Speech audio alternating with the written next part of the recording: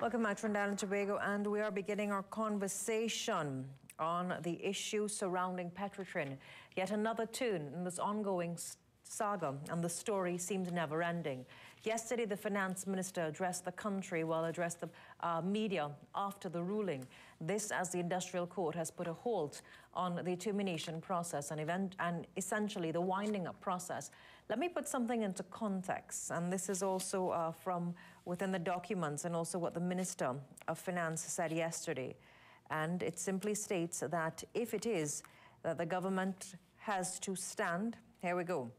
Keep in mind that if the government defaults on any loan payments, all of the debts will come due with immediate effect. That's what the minister highlighted yesterday when he said that his budget plan was based on the projections and the fact that they were looking to ensure that the debt to GDP ratio remained within an acceptable standard. Joining us on the set this morning, we have former Energy Minister Carolyn Seepersad-Bachan. This latest development, what does it mean, and can the government survive this latest turn in this story? Good morning, how are you? Good morning, and it's a pleasure being here. Ms. Seepersad-Bachan, the ruling yesterday, your thoughts on it? Well, the court has granted the injunction.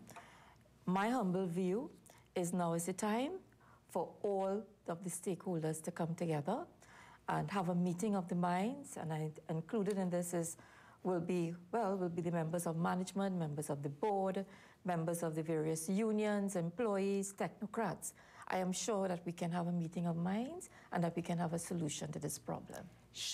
Considering what the Minister of Finance said yesterday, he's laid out the case. The Prime Minister began this story since 2016. Can they afford to continue the operations of the refinery? Well, Hema, first of all, we have been hearing all of these figures that have been touted, and I think the last time I was on this program, I was of the view that, Petrotrin and the refining and marketing operation is a viable operation. Albeit not that it is business as usual, it presents an ideal opportunity for us to be able to transform the operations and to put in the necessary improvements that have been identified so many times, either by Shell Global or by the Solomon report. So I can't see, because, I hear what the minister is saying. I think one of the things you said just now was this whole issue of this, the debt situation. Which is a reality. It's a reality, the country. But, probably let me just start with this issue. The minister says that, the debt itself, who is servicing the debt right now? Petrotrin. And which section of Petrotrin is servicing that debt? Yeah, but their point is that no one is going to give them the option if the debt is called in for repayment, that no one is going to give the option for this entity in its current form to refinance. So if they cannot refinance this debt, or they can't get another option, then the debt is going to be called in for payment. And who is then going to have to pay? How do you mean that they cannot refinance the debt? We knew that this $850 million bullet payment was coming up next year, and steps had to be taken. In fact, the chairman himself admitted some time ago that, they were taking steps to refinance the $850 million. The point I'm trying to make is that when you go through the accounts, the year-to-date, the internal management accounts, year-to-date for August, let's start with July, you will notice that the refining and marketing operation is the area that has been financing this debt. If you look at the breakdown, there's an 8 to 10. I know that at one point in time. And so let me just back up a minute. I keep hearing this $2 billion loss that Petrotrin is making every year, okay? But yet still, when we look at the consolidated for last year audited financial statements, yes, there was a $2.4 billion comprehensive loss. But the chairman himself, by a circular, approved circular, which I have here, which was dated the 5th of March 2018, indicated that that $2.4 billion was as a result of significant non-cash adjustments, impairments, expensing previously capitalized borrowings, non-recognition of a deferred income tax. So this is not of cash outflow. But without those non-cash adjustments, your earnings before interest, depreciation, taxes, and amortization was $1.5 billion TT dollars. Yeah, but okay. So we're talking about accounting rules and the way they present it. Whenever you're talking about the viability of a company, and I think this is the problem we are having. If you're talking about the viability of a company, you look first, you just don't look at the bottom line. You look at the areas. Is this company still generating positive cash flows. And then you look for what are the improvements to be implemented. Okay. So there are positive cash flows of $1.5 billion. And out of that, they were able to service their debt. They've been paying their interest charges on both the short term and the long term and making their capital repayments. But the point is, the debt is going to be called in next year. And if that occurs, if based on the $950 million bond we're looking at. There's an 800. So if based on what the minister is saying, because we're going on what the minister has presented. Okay, so let's put that properly in context. There are two loans. Right, and he's saying that if that is called in, that there's no way that the bond would have been refinanced by any institution unless Petrotrin showed signs of restructuring in its current form. No one would give them the option of a lifeline in its current form. That's what he had put out in the public domain. I can't. I'm not sure what's going on there because from what I saw in response, I think it was Moody's, and I took it down somewhere here. Moody's themselves put Petrotrin on a downgrade after this announcement. And you know what they said? They said it was because they were unsure as to what were the plans of Petrotrin based on, what were government's plans for Petrotrin, because they were not sure what they meant by this, let me just quote it from here. I don't want to be, they did not understand what was the strategy for this new oil and gas exploration company. They were very vague. And with the closure of the refinery, how was this bond being repaid? You have an existing $750 million bond, which is coming due, finishing, it's an amortizing loan, and that is going to finish in 2022. Right now, Petrotrin is making the capital payments on that. They're servicing their interest charges on it, and they're using their refining margin to do that. Then you have the $850 million, which comes to an end next year. They are paying 9.75% interest on that. The bullet payment of $850 million is coming due next year, okay? So they're servicing that. They're servicing their $750 out of the refining and marketing margin. And what I'm trying to get at is if you close the refinery, the cash flows you were getting to service that bond, where are those cash flows coming from? And that's exactly what Moody's was saying. Okay, and if it is, we're looking at what was presented, because yesterday the minister also had a press conference, and this $850 million bond plus the $2 billion drain on the economy. In fact, he defended his growth projections. There's no $2 billion drain on the economy. Saying that he's confident that his 1.9% projection will be realized based on the closure of Petrotrin, and the international agencies will upgrade because there will no longer be a drain on the economy. A drain on the economy, how? Is the taxpayer right now putting any money into Petrotrin? Inevitably, any losses made by a state entity is a drain on a taxpayer. But there is no loss. There is not a cent coming from the budget. Do you see any allocations in the budgets at all for Petrotrin? Would you have kept the refinery open? I most certainly will. Okay, and the minister has also stated that October 1st was the last purchase that they've made. Now, that has put an interesting dynamic, because the court has not ruled on the viability of the entity, nor has the court ruled in its judgment about the operations of this entity. All they have said is that you have to stop the layoffs. Okay, so that's going to stop. What is going to take place in this refinery now, Ms. Seepersad-Bachan, if there's no crude being purchased? Well, this is what I'm saying. We have to have a meeting of the minds. Because, and just before you go on to that, I just wanted to quote one other figure with this $2 billion loss. So the company turned around a profit in June or July, as quoted You're by citing the 2015 figures? The 2018. And if you look at their year-to-date again, fiscal 2018, as at August this year, you're showing a $624 million loss. This is 11 months out of 12 months, because the fiscal year comes to an end of September. So I'm not seeing where this $2 billion loss is coming. In addition to that, if I back out the depreciation costs from it, which is not a cash flow, right? You will have an operating surplus of $269 million, okay? Which is enough to carry your long-term and your short-term interest, and we make that recapitalization. Would we agree? Sorry, I mean $964 million.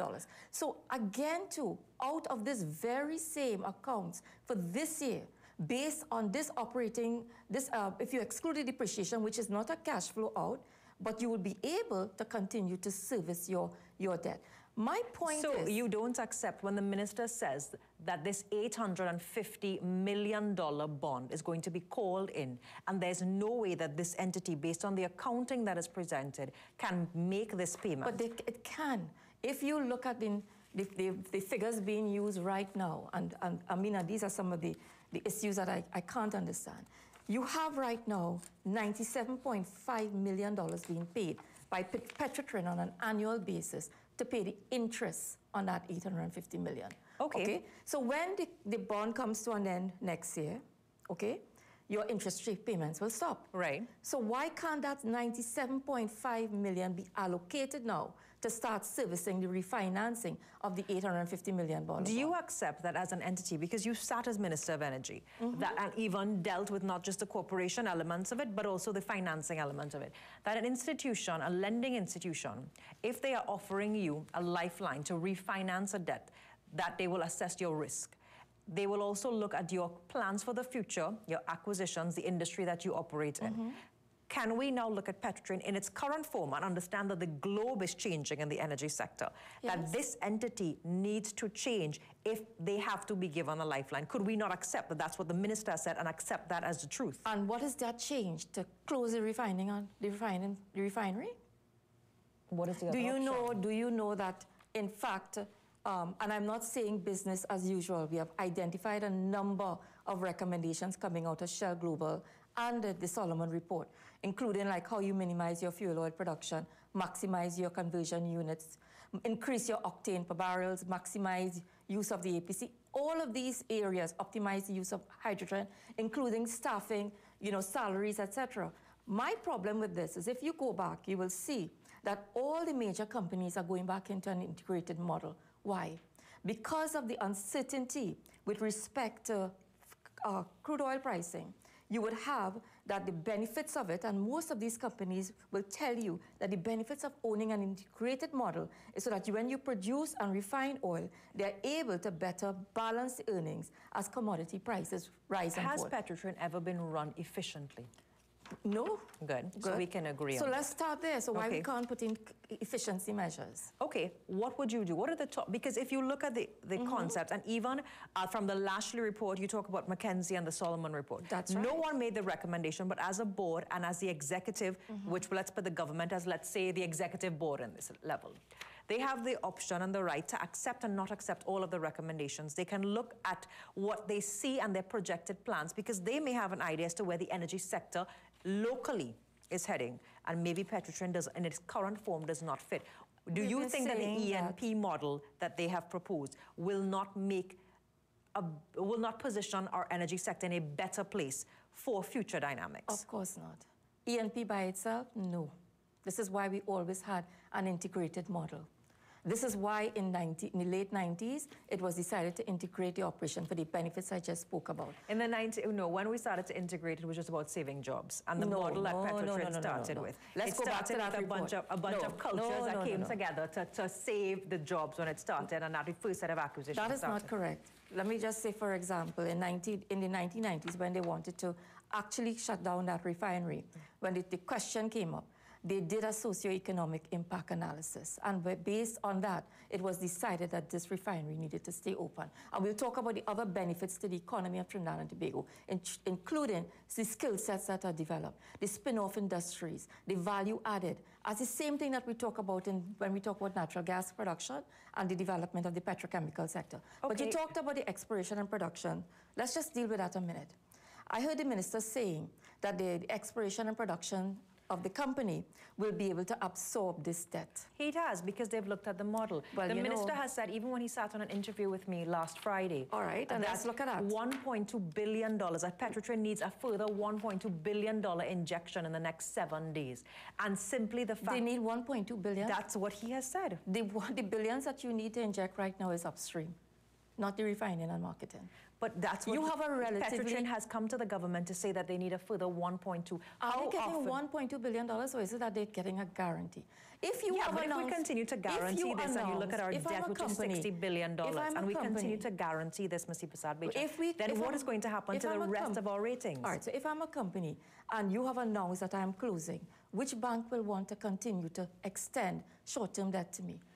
overdraft. Okay, but if I come to you and I say, this is my future plan. And if it is, but you're closing the refinery. There has been an announcement, and this is why Moody's has put them on, the rating agencies has put this bond on a downgrade, because they're not sure how they're going to service this bond. Because if you close the refinery, where are the cash flows coming from? And let me go back to ENP. The ENP model The ENP model cannot do it. Look at the figures for the ENP model. You're basing that on the current existing structure. They are going to put new investments. They are going to get new partners. And when are those investments going to bear fruit? I assume do we understand the business of ENP? Do you think you could move from 40,000 barrels of oil to 60,000 barrels tomorrow or next year? That's going to take you 5 years. First of all, let me start. That will take you 5 years. The $7 billion. What are you saying that the government should keep the entity open? Of course. Okay. So with improvements. Okay. With improvements. How are these improvements going to happen? If only in the next 7 days the government has to find $1.2 billion. If we're all looking at the government and saying, Colin Imbert, are you aware that our debt to GDP ratio is rising? And how are we going to continue to justify? How is the government going to justify to me as a citizen? It is going to, if the government end up, I am seeing the government absorbing this debt. The ENP model cannot absorb this debt. If you look at their figures, the margin is just $6 per barrel because of the high uplift cost. And when you multiply that by 40,000 barrels a day, you are not generating enough to cover the financing costs for those bonds. So there's no way the ENP model is going to fund this bond. And therefore, the taxpayers are going to absorb this. Right. Secondly, if the government takes over if government ends up taking over the cost of running this and absorbing all of this debt, do you know we run the risk, and looking at the projections that have been put forward by the government figures, we run the risk of having a national debt of almost $70 billion? But this is what I'm asking, but it's gone there already. If you have closed the refinery, I am seeing the government absorbing, the taxpayers absorbing this bond, because you have not. And furthermore, this ENP model, they have indicated, the very same chairman, I think it's about 8-point-something billion. I put it to 7 billion that you need right now of new money. So either the entity, the new Petrotrin, must go out there and borrow another $7 billion or $8 billion to invest in asset integrity, because we understand the poor state, the poor condition with respect to all pipelines, platforms. So there's no way. You cannot even arrest a natural decline of 10% production right now, unless you make some investments. With the ruling. So if you're going to move from 40,000 to 60,000, that will take at least another 5 years of investments before you start, when you start using secondary. But we're all basing this on our projections. We don't know what the plans are. You're basing this on what you know of the industry. Suppose they come and say some radical new technologies coming in, that some third party is going to come in, that they're going to partner with a joint venture or a turnkey arrangement. We don't know. So we're speculating. But even if, and I am expecting they will have to bring in a partner. I think they have to. And if they bring a partner in for ENP, let me just tell you, even that partner cannot turn that around in 5 years. Exploration and production is a long-term business. We must understand that. You will recall that when you start exploration efforts, it may take 10 to 15 years before you see first oil. Take Guyana as an example. If you're talking about boosting production, you have to invest. There's no way you can spend $7 billion within 1 year or a couple of months. It is a phase. It will be phased. So you look at it and you think that this model makes no sense. Of course it doesn't. Right. So you could look, how could you then, Colin Imbert stands up yesterday and after the judgment and said, I have based my budget, I've based my projections, I have based all of this on the plans and saving the people of this country from the IMF. Because obviously we know they have been having conversations, the IMF, according to the Prime Minister, they have been knocking at the doors of this country. We all know what occurred in the 1980s. We know what Barbados is going through at this time. And they are trying to stave that off by literally reforming the state sector. And let us reform. But before you can you do that with Petrotrin? Can you do it? Right now, in my humble view, when you look at the figures, even up to, as I just said, August of this year, and I mean, I saw them, they turn a profit again for this month. Petrotrin, and you know why? The margins are widening. Do you realize? All of this is based on the fact, so you're looking at the operations, but looming over the operations, there is a $1 million debt that has to be paid. $850 million US that must be refinanced next year. And if the financiers say to you, I don't believe that your model is, because you know, basically you're in the jaws of the financial institutions. My problem with this whole issue is that any chances Petrotrin had of refinancing this bond of this bullet payment, which would have been in the planning stage, from what I understand, for a couple of years now. In fact, the chairman himself, at a session I attended, admitted that the company had put plans in place last year to refinance the $850 million bullet payment, because you don't wait until you reach that day to do it. And the government told them not a problem. They had decided to start looking at ways of doing it themselves. But hear what? When the government announced the closure of Petrotrin, with the narrative that has gone on for this last month, with the this narrative hasn't happened overnight. Yes, but we have heard the stories at Petrotrin for decades. When you start saying that this is like an old car that is parked up all the time, is it not archaic, Ms. Some of the assets are dated back to Texaco's acquisition. Thank you very much for making this point, my dear, because you know what I have a problem with? When I look at this is a relatively modern refinery. All your plants that are now coming up are less than 10 years old. What is 100 years old in this plant? We've had 3 upgrades, taxpayers' money, loans being used. You had 3 upgrades. And are we getting value for the money and the investments? You know what I want to say? I have heard people I've seen things like the vis breakers. Those things don't exist. They have been dismantled and replaced. You have a relatively modern refinery. According to what has been put out by the company's management as well as the government, the E&P section of this entity has been carrying the entity that is Petrotrin. In the end, we have an amalgamation of assets that have come together. It's now the source of an economic, countrywide debate, but a political debate. Let's take the politics out of it. In the end, the finance minister only yesterday stated that $1.2 billion, that the company asked for $1.2 billion to continue to basically give to them. And the government is saying if they cannot simply do this. The government has boasted that they've turned the economy around. But according to Minister of Finance Colm Imbert, if this were to continue, he won't be able to sustain not only the country's macroeconomic figures, but the quality of life. And they can not continue with the decisions that they've put forward. Ms. Seepersad-Bachan, you're a former Minister of Energy. You've listened to the narrative. To some viewers, they've said, if Petrotrin is breaking even, then why are they asking for money from the government? Well, I am not sure that, is this that they're asking for 1.2 billion? Has the government ever put a cent into Petrotrin so far? Because I keep hearing this, the taxpayers, the costly taxpayers. But at no point in time have you ever, as government, put a cent into Petrotrin. This $1.2 billion that they're asking for is not money they're asking for. It's a guarantee. Because the company has closed. You have announced as government, you are closing the refinery. Therefore, who is going to guarantee that this money will be repaid? And therefore, I now need to ask somebody to guarantee that, because you now have a closure of a refinery. Okay, so if you have the closure, according to the government. So let me just make the point. But they're talking about bunkering facilities. They're also talking about the new E&P facility, and they looked at that new business model. And that new business model is where you have to borrow money, probably close to $8 billion new money. So government is going to stand that, because I'm not even seeing how the current and existing operation of E&P will be able to carry $7 billion in new financing for the upstream E&P. But and if the government continues to guarantee and place guarantees, so you're saying, okay, there's no cash, but if the government continues to guarantee loans, repayments, and stands as a buffer, that is going to impact, we can agree on that. That is going to impact a very precarious debt-to-GDP ratio already. Well, the government has already put themselves into that position where they're going to have to guarantee it. Because by the announcement of the closure of the refinery, any new money coming into Petrotrin, even for the upstream, has to be guaranteed by the government. And my view is, based on the figures I am seeing, that there's no way that they could finance any new $8 billion bond to service upstream in terms of asset integrity, and therefore the government themselves will be borrowing that.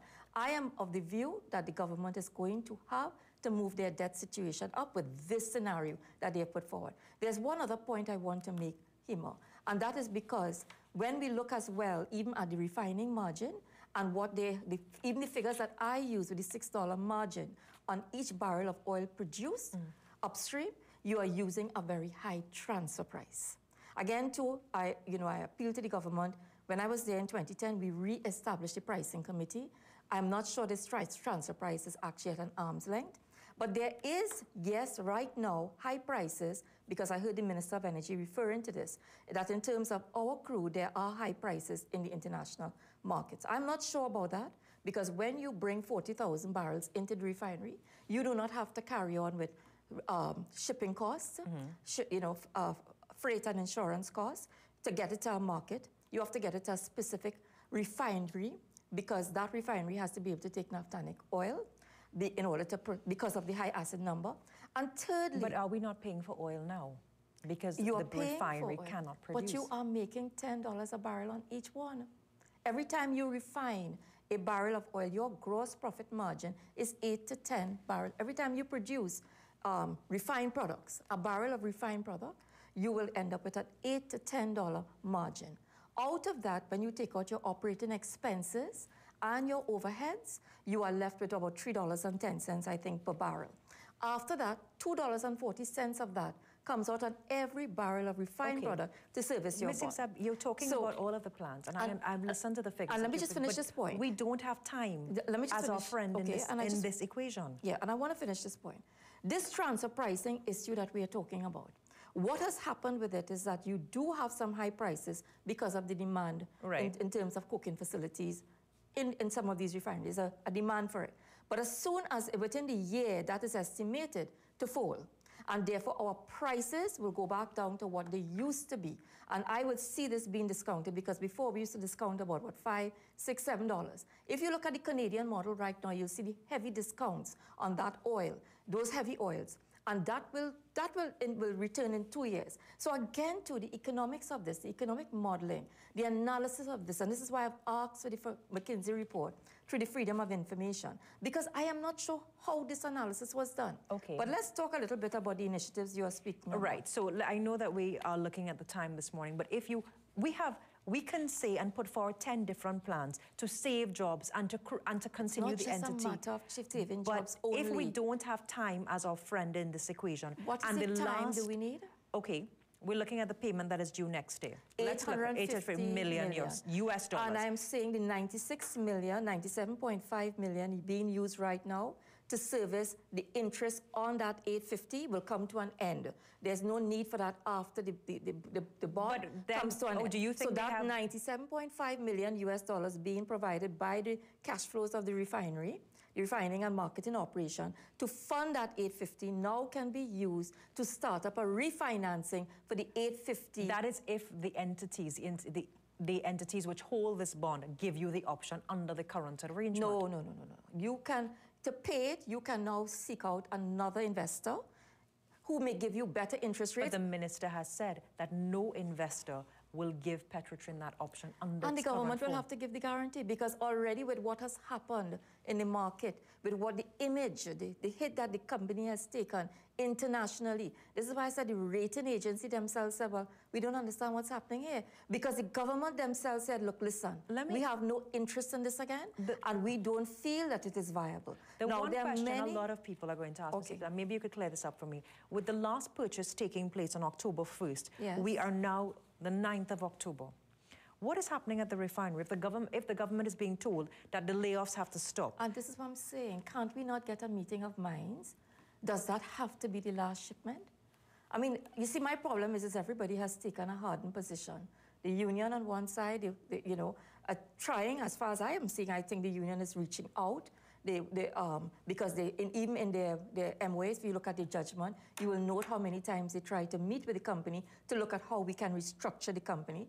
Do we have to take the kind of hard positions we're taking? But you see, Hema, have we added into this economic model the cost of running this terminal in operation? Do we understand what is the cost of bringing in fuel to Trinidad of refined products? Do we understand the freight, the insurance, the storage? Do we understand then to reship it back out to the CARICOM markets? And I think that market has gone. They're going to look for alternative suppliers because they are not going to take a middleman markup in this whole thing. Secondly, what's the cost of LPG right now that Petrotrin is absorbing? If we're talking about going forward, if it is government is now prepared to go on the international market and purchase LPG at Mount Belvieu Plus, That's almost $200 million Petrotrin was absorbing every year as part of their expense. We'll give them the market price for LPG. So you think the government has spread misinformation about this entire thing? Because that's what I'm getting from you this morning. They have what, sorry? That they have just spread misinformation about this entire thing. I don't understand the analysis that has taken place. What is going to happen? Because every time I look at the figures, I don't see... Look, in the end, what is going to happen now with Petrotrin? We seem to disagree because listening to the narrative on what the minister said, you have said, well, no government spending, it's a guarantee. I said, okay, but a guarantee is the same thing because it impacts your ratings, and the fact is it's going to be considered debt. I'm going to ask you, what is the alternative if you do not keep this refinery open? The government is going to absorb this debt. The E&P operation cannot.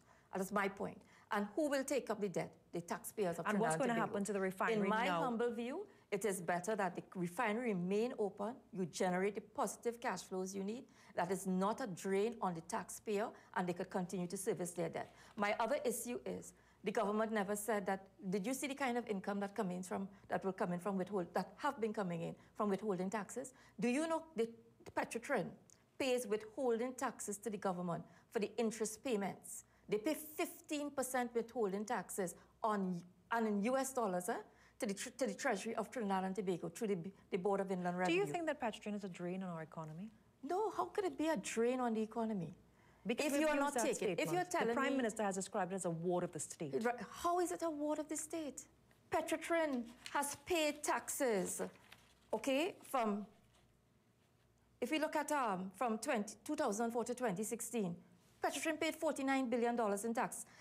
From 2011 to 2016, $20 billion. Okay. And that's according to the EITI's report. Let me ask you this. My point of view is that if it is that you shut this down, I don't think even in their analysis, they have looked at the loss of income tax from 5,000 people going home. They have not looked at the impact on NIS. They have not looked at the impact on the health system. Okay? The other issues is, and I know we would have to wrap up, but you know, the point I'm trying to make here, and I hear the minister talking about, you know, that the whole issue, the value-added part of it. If you look at what happened in the budget this year as well, and you look at what had happened with the increase in the natural gas output from Juniper load, that 13.5%, according to Central Bank, had a knock-on effect. That increased gas production allowed you to have higher energy for 20.6. And 20.6% methanol. Do you know that with that value added in the refinery, the kinds of spin-off activities, the skill sets... Well, let me ask you something. And those skill sets cannot be absorbed into any dry docking facility. Yeah, but there are other facilities as well. There's like also where? The opportunities. But like can you imagine if Petrotrin were a well-oiled, efficient machine operating in this space? Do you imagine the multiplier benefit, the multiplier effect that the country will have? And we are not saying it is not business as usual. You know, the business itself must change in order for us to get some benefits. And there are many improvements identified which are doable and implementable.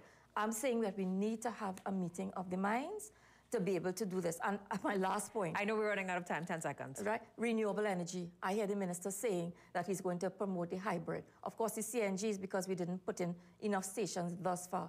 I want us to be very careful with that. With the hybrid, you are talking about power, electricity. And as a result of that, you're talking about moving from a primary source, which is fossil fuel, natural gas, into power generation, then into hybrids. The real benefit of hybrid vehicles is if you have renewable energy sources.